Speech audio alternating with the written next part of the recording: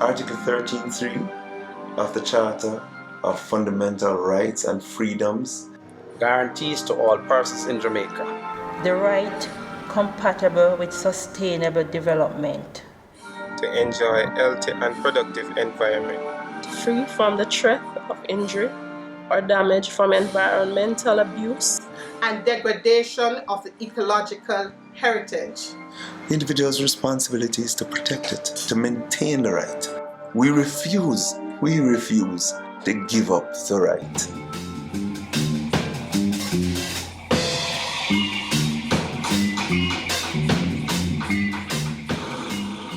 I'm a very outspoken person, and I cannot see the truth and really hide it. Do not see yourself as insignificant. One of the simplest questions to ask, is this right?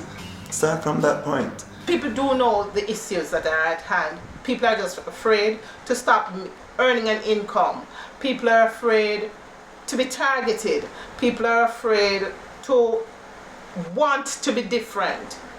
The basic element to empowering people is to inform them. It's knowledge.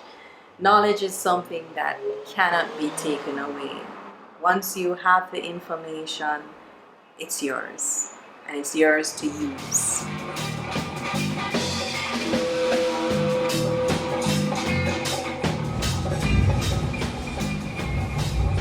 when you're passing Jamalco, if you're a newcomer or an alien to the community, they can smell it from a mile away. I need to know what exactly is being emitted from this factory. How does it affect my health? This is about me and my survival and about my children and their survival within this community. Because the doctors were able to say, as a voice, that incidences of respiratory illnesses and sinusitis has grown significantly in our community. The health survey that we did was to find out the impact of the pollution in our community. And from the results, we found that over 50% of the persons we interviewed had bronchitis and asthma. I am severely allergic now. I am allergic to almost everything under the sun. All year round I have an issue and I keep having severe bouts of sinusitis, which the doctors basically just manage. They can't do anything to change or to reverse because it's all linked to this caustic that we're able to smell as we stand here and as I'm speaking with you. I taught at Hayes Primary and Junior High. I'm now retired.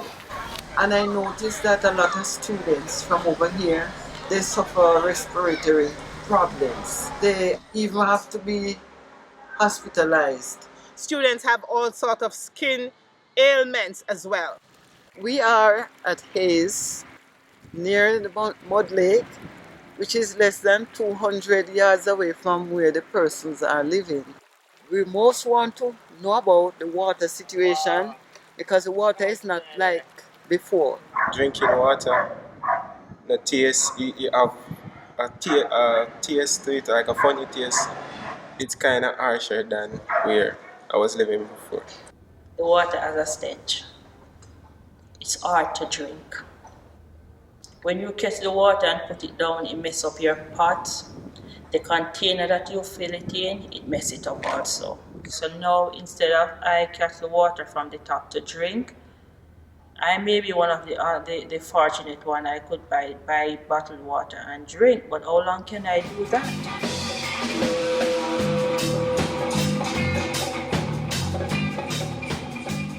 In 2002, the government passed the Access to Information Act, and since that time, every citizen has the right to request official documents from most public authorities. The right to information means that any regular citizen can obtain information that's relevant for their health, relevant for their environment, relevant for their livelihood. They can understand the decision-making process for certain types of developments that might affect them, and it allows them to participate in a meaningful way. For example, it's been used to obtain monitoring reports for quarry sites. It's been used to obtain licenses and leases for mining and for quarrying. And it's also been used to obtain maps that showed areas that have been mined out and rehabilitated. If you're not quite sure what is the name of the document or the type of document that you want, but you have an idea of the type of information that you're looking for, like for instance, you might want to know what is the impact to the water quality as a result of a particular development, then it's best to cast your net widely. When you're requesting the information, you could, for example, ask for all documents that contain impacts on water quality from the proposed development. Something new is happening, find out what it is and find out what are the processes involved in what is happening.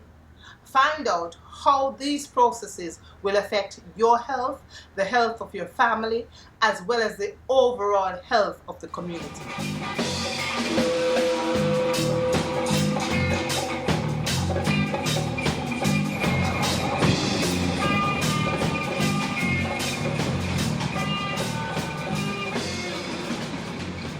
We got used to the bad mining practices and we more or less thought it was the norm.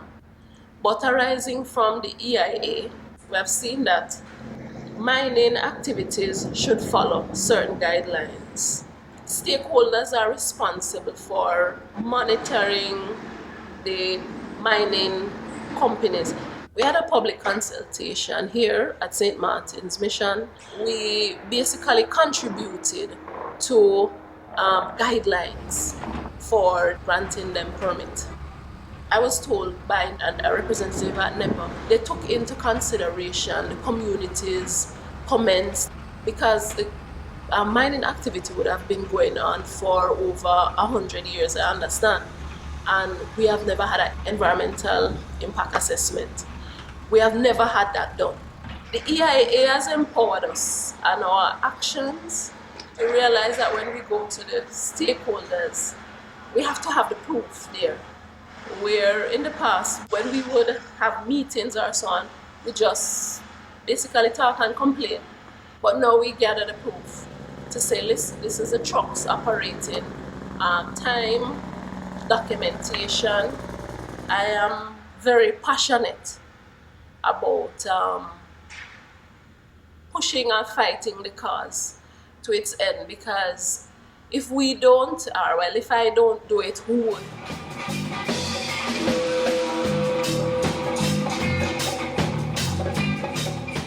Your first step is to identify the problems caused by mining and quarrying in your community. Do you have bad smells, a lot of dust and air pollution, water that tastes bad, a lot of noise, crops that aren't growing like they used to, toxic spills and runoff, open pits, or dangerously discarded waste?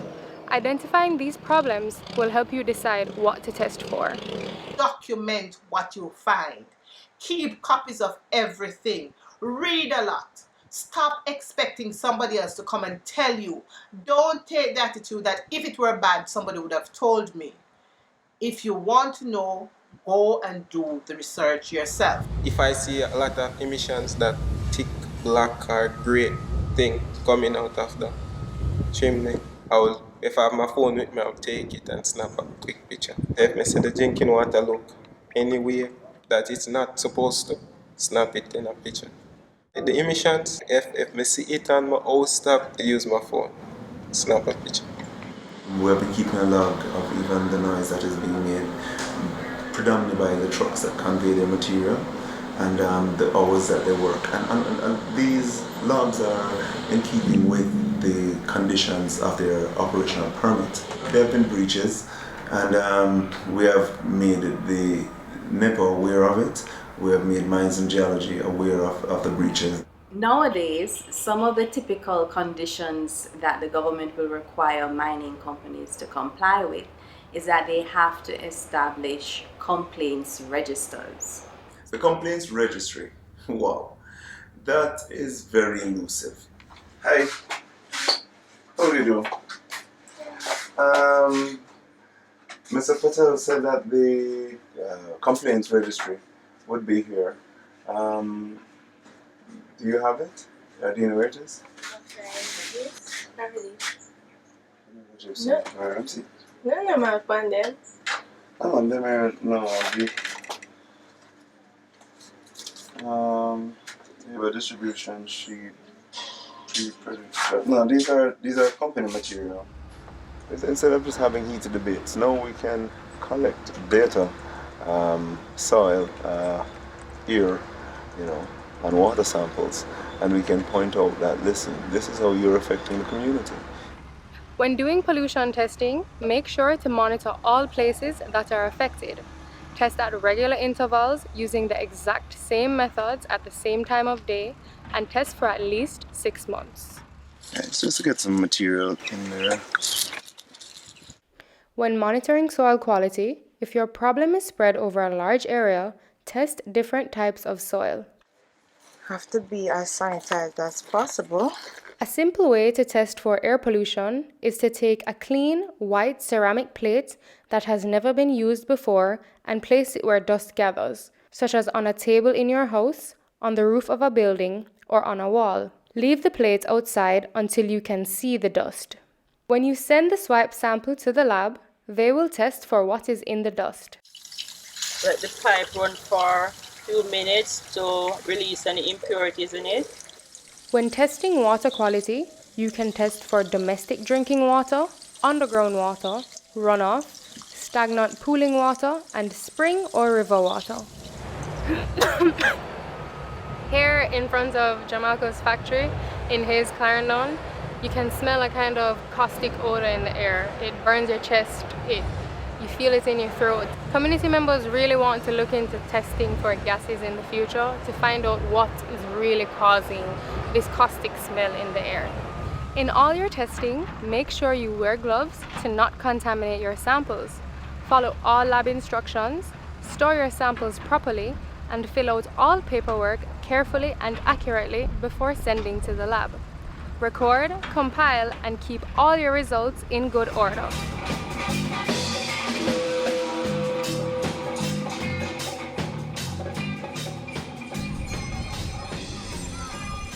Well, my first impression, it was a unique school by itself.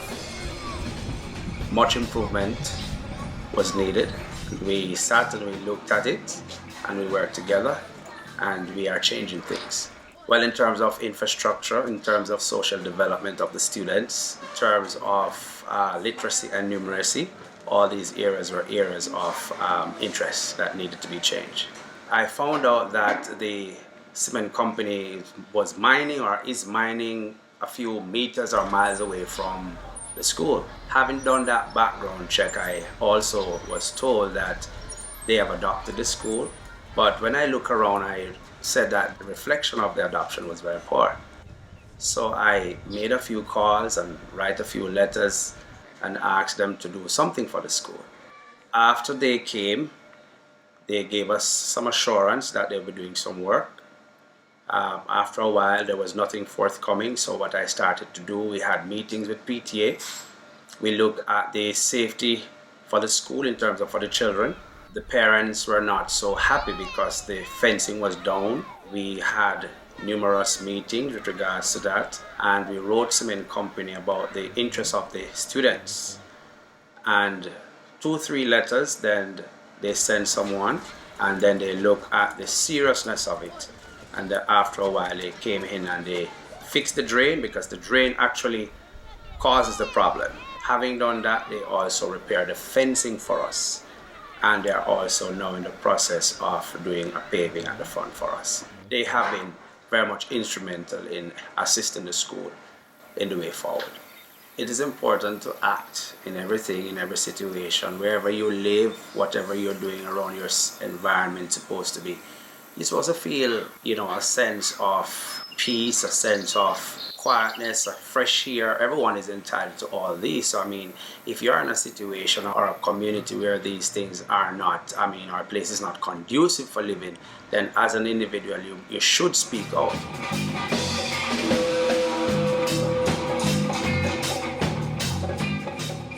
If the Jamalco implement coal system, our house value will be going right down, As it is and gone our down it will already be with affecting whatever is our happening. health, right?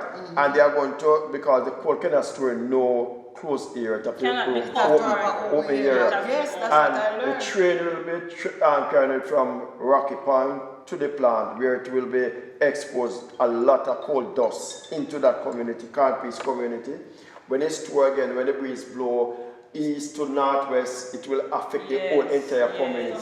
So the question remains is, what will we do to prevent? Well, what we can do, we can go to various churches and school and educate the community about it, and we carry down a lot of flyers from America where we can show them, demonstrate to them, demonstrate to them the effect of the coal industry. Because nobody wanted it in because the nobody country. wanted I think we should create a PowerPoint as to educate the persons in the community to show them how coal will affect them. And if we even have to use the media to help us to expose the danger of it. So JET is holding a meeting in September with all the stakeholders. Right. So we are going to gather our people, have our discussion, and then we go and confront them about this because we cannot take this. Good morning, everybody. Welcome again. This is the fourth of one of these types of meetings that we've had under this project. And we want NEPA, we want the government. We need to know, they need to have meetings with the people in the community. So it better than come to the people and explain to the people what is wrong, what is it.